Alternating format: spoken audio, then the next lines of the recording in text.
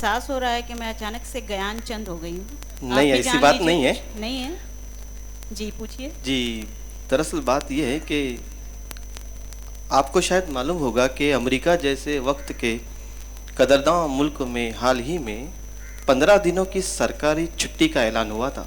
अरे छोड़िए, ये इक्तिसादी बहरान को छुपाने का एक ढकोसला था और इस तरह के जलवों के पीछे धोखा ही होता है और आसान ज़बान में चापलूसी को डिप्लोमेसी कहा जाता है। आइए अगले मुकर्रिर से सुनते हैं। जी बिल्कुल, तशरीफ ला रही है अंसारी ज़ोहरा खातून मुमताज़ अहमद। धोखे ही धोखे, जलवे ही जलवे, कर्जों की दुनिया, दुनिया के कर्जे। तशरीफ ला रही है Ansari Zohra Khatoon Mumtaz Ahmad, national high school Shantinagar Bhiwandi.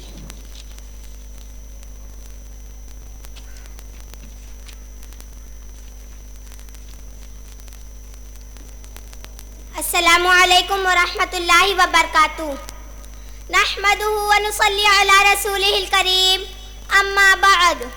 गरीब लोग की बस्ती में वो दुकान ना ले, चलाना जिसको अगर है दुकान शराफत से। बेहिसाब कर्ज देने वाले सदर साहब, आला फैक्ट्री वाले जज साहिबान और दरियाए कर्ज में तैरने वाले सामईन किराम, हिंदुस्तान में बलवे ही बलवे, उस पर मिलेंगे वोटों के हलवे। वोटों की खातिर सब कुछ गवारा, तंजों के कांटे कांटों पे तलवे। और मेरा उन्वान है धोखे ही धोखे, जलवे ही जलवे, कर्जों की दुनिया, दुनिया के कर्जे। सामईन मेहरबान, कर्ज लेना बहुत अच्छी बात है। इससे बेहतर बात कि कर्ज देने वाले को हजार हाथ चक्कर लगवाना है।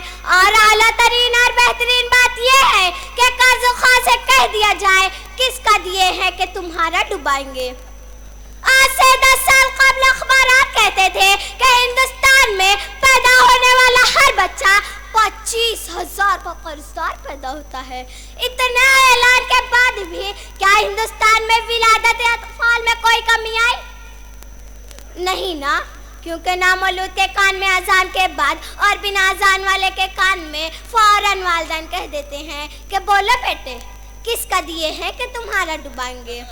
दुबले पतले गांधी जी, लाल बहादुर शास्त्री और नेहरू जी मोटे मोटे हिंदुस्तानी आवाम को नसीहत करते करते नक्ल मकानी कर गए कि खुदा के वास्ते इन तोंद वालों से कोई कह दे बड़ी मुश्किल से होता है वतन में घी शक्कर पैदा।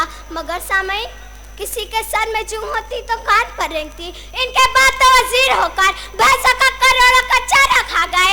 आजकल जेल के डॉक्टर इनका इलाज कर रहे हैं। कमिश्नर शर्मा होकर जरा नहीं शर्माए, तेलगी के साथ स्टाम्प पेपर निकल गए। यूरिया खा गए, घोटाले में शक्कर चावल तो समझे, जूते तक खा गए। ताबूत घोट गए, बोफोर्स की तोप साबित निकल गए। क्या कोठा था कि जरा भी बदहजमी नहीं हुई। जनता चीखते चिल्लाती रही कि रोटी दो। लीडरों नेता ने वादों के साथ नंगा भूखा हिंदुस्तान को कभी जय जवान जय किसान और कभी मेरा भारत महान के नारे देकर समझा रहे हैं कि सब कुछ है अपने देश में, रोटी नहीं तो क्या, वादे लपेट लो जो लंगोटी नहीं तो क्या। सामईन, जिधर नजर उठाओ जलवे ही जलवे नजर आते हैं। महंगाई ने वो हाल कर दिया है कि मकान बनाने जाओ तो ईंट किलो के हिसाब से मिलती है। सीमेंट के लिए मोटी मोटी नोटों की गड्डी लगती है। लोहे के गजा छड़ खाली कर देते हैं तिजोरी धड़ाधड़। कामगारों की अलग रहती है अकार। मकान लकड़ी के बनाओ तो बेचारे लकड़हारे, सब के सब लकड़ी से हारे।